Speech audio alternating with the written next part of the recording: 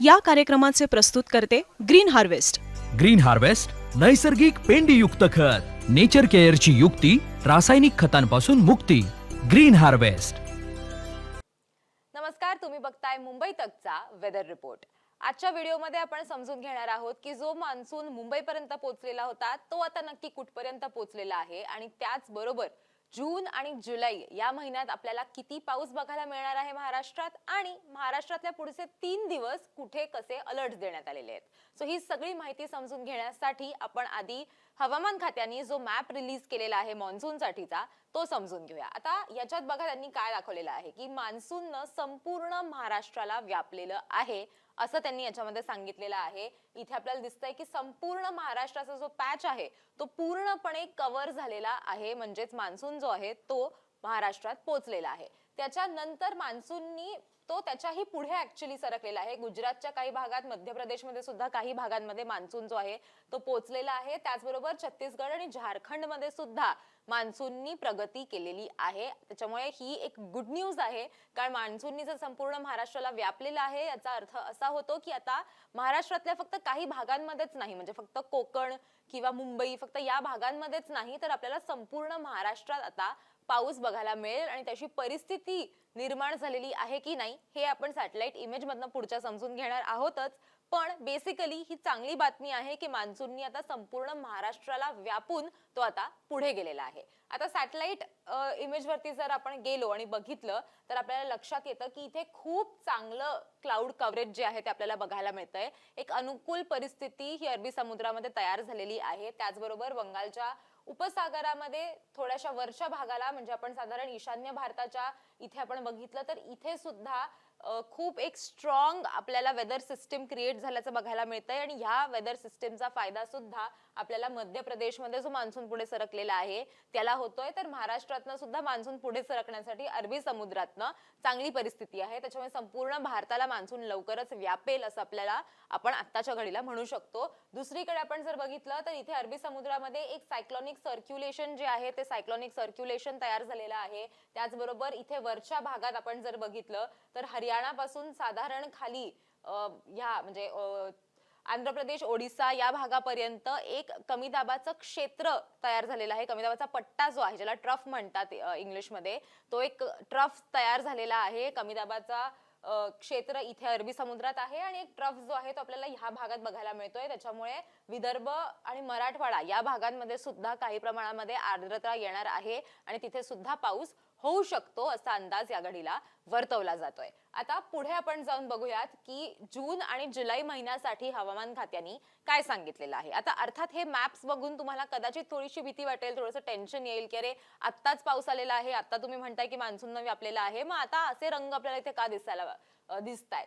तर बेसिकली आपण सोप्या भाषेत जर समजून घ्यायचं झालं तर हवामान खात्याच्या युट्यूब चॅनलवरती आता त्यांचं सॉर्ट ऑफ एक वर्कशॉप सारखं एक आहे, ज्याच्यामध्ये तुम्हाला हे सगळे डिटेल्स त्यांच्याकडनंच समजून सुद्धा घेता येतील. पण थोडीशी जर फक्त माहिती द्यायचं म्हटलं तर जून महिन्यात महाराष्ट्राच्या बहुतांश भागात पाऊस सरासरीपेक्षा कमी राहण्याची जास्तीत जास्त शक्यता आहे असं आत्ताच्या घडीला म्हटलं गेलेलं आहे.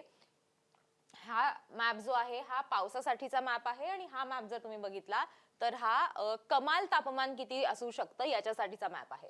आता इथे जर आपण बघितलं तर 3 रंग आपल्याला इथे बघायला मिळतात. ज्या भागांमध्ये हिरवा रंग आहे तिथे खूप जास्त पाऊस पडायची शक्यता आहे.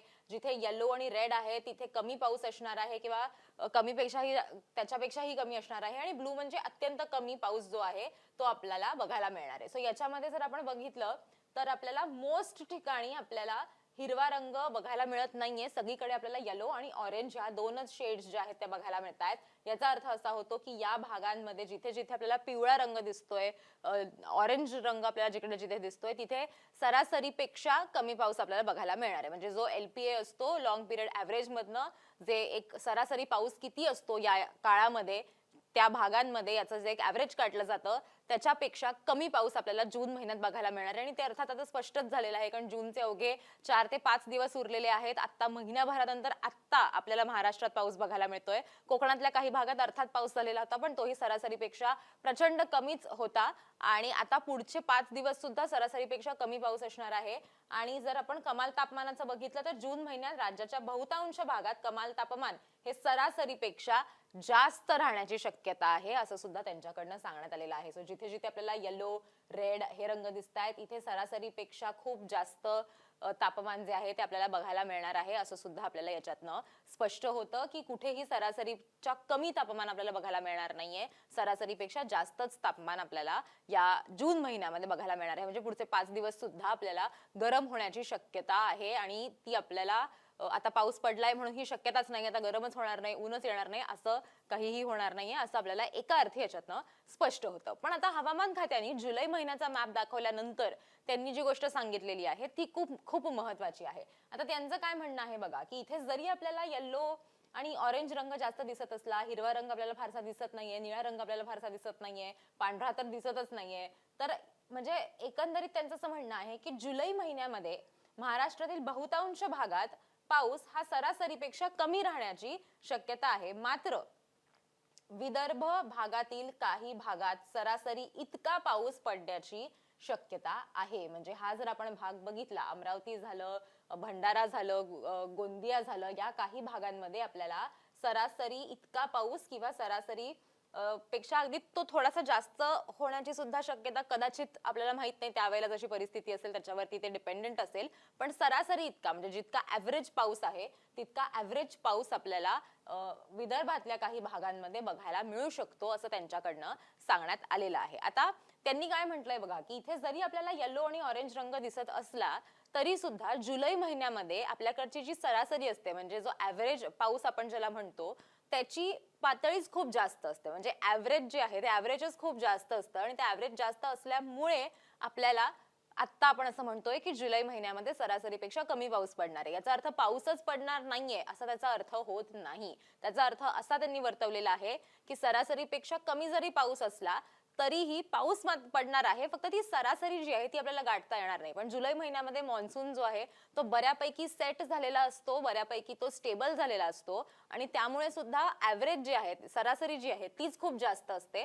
म्हणून अनेकदा आपण जुलै महिन्यामध्ये असा अंदाज असतो हवामान खात्याचा की सरासरीपेक्षा कमी पाऊस असणार आहे. पण विदर्भात जर आपण बघितलं तर विदर्भासाठी ही खरं तर एका अर्थी गुड न्यूज आहे की जुलै महिन्यामध्ये सरासरी इतका पाऊस जो आहे तो आपल्याला बघायला मिळेल. आता या अनुषंगानं शेतकऱ्यांनी सुद्धा काळजी घेणं किंवा निर्णय घेणं हे गरजेचं ठरतं, कारण की जुलै महिन्यामध्ये अचानक खूप पाऊस जो आहे तो येऊ शकतो आणि त्याच्यामुळे शेतकऱ्यांनी त्याप्रमाणे प्लॅनिंग करणं ह्याच्यामध्ये गरजेचं ठरतं. तेच आपण आता जर तापमानाचं बघितलं तर तापमान जे आहे ते जुलै महिन्यात राज्याच्या बहुतांश भागात कमाल तापमान हे सरासरीपेक्षा जास्त राहण्याची शक्यता आहे. हे जुलै महिन्यामध्ये सुद्धा आपल्याला बघायला मिळणार आहे. त्याच्यामुळे हे जून आणि जुलैसाठीचा त्यांचा अंदाज होता.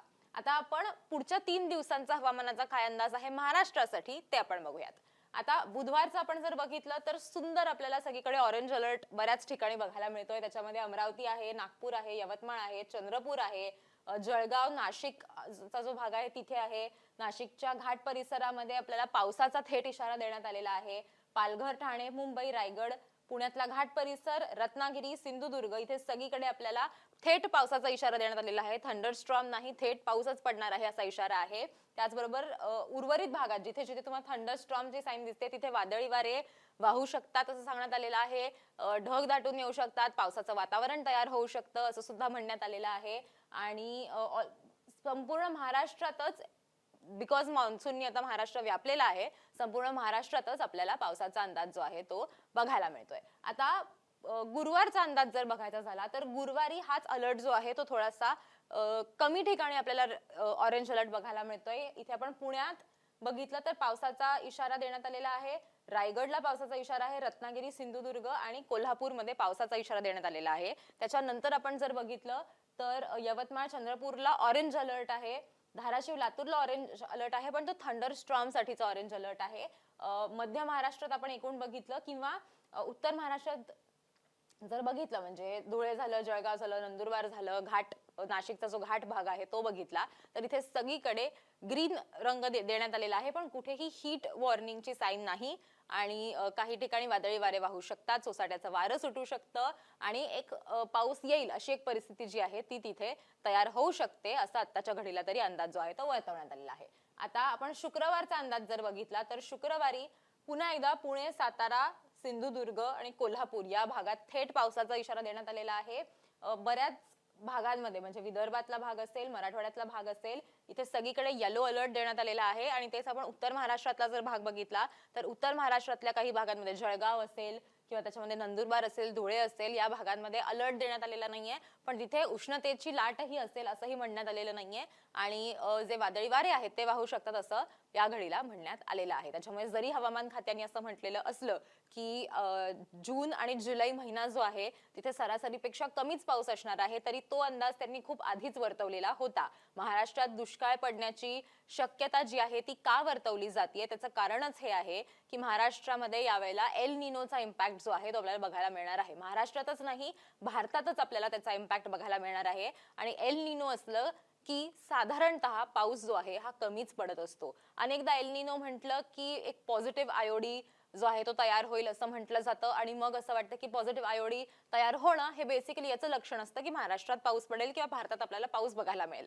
पण दरवेळेला हे होईलच अशी शक्यता नसते. त्याच्यामुळे अजून तरी पॉझिटिव्ह आयोडी जो तयार होतो अरबी समुद्रामध्ये त्याची लक्षणं दिसत नाहीयेत आणि त्याच्यामुळेच असं म्हणण्यात आलेलं आहे की या वेळेला महाराष्ट्रात दुष्काळ पडू शकतो की आणि म्हणूनच लोकांनी काळजी घेणं गरजेचं आहे. पण आता तरी पावसाला सुरुवात झालेली आहे आणि आणखीन वेळ आहे, म्हणजे जून किंवा जुलै एंड पर्यंत साधारण आपल्याला हा अंदाज येईल की एक पॉझिटिव्ह आयओडी ज्याला म्हणतात तो तयार होतोय की नाही. आणि तो जर तयार झाला तर मग पाऊस जो आहे त्याची तीव्रता वाढू शकते, कारण एक आणखीन पोषक वातावरण जे आहे ते त्या पावसाला मिळतं आणि मग पावसाची प्रगती होऊ शकते किंवा जास्त प्रमाणात पाऊस पडू शकतो. पण आत्ताच्या घडीला तरी जून आणि जुलै महिन्यासाठी आपण बघितलं तर जुलै महिन्यामध्ये जरी सरासरीपेक्षा कमी पाऊस असला तरीही पाऊस पडणार आहे. त्याच्यामुळे अजिबातच पाऊस येणार नाही असं विचार करून घाबरून जाण्याची गरज नाहीये. जून आणि जुलै महिन्यामध्ये सुद्धा आपल्याला पाऊस बघायला मिळणार आहे. ऑगस्ट सप्टेंबर महिन्यात मात्र तो कमी होईल असा अंदाज सध्याच्या घडीला वर्तवला जातोय. हा होता आजचा व्हिडिओ, आजचे सगळे अपडेट्स, सगळे अलर्ट्स. तुम्हाला हा व्हिडिओ कसा वाटला ते आम्हाला कमेंट करून नक्की सांगा आणि असेच व्हिडिओज बघण्यासाठी मुंबई तकला सबस्क्राईब करायला विसरू नका.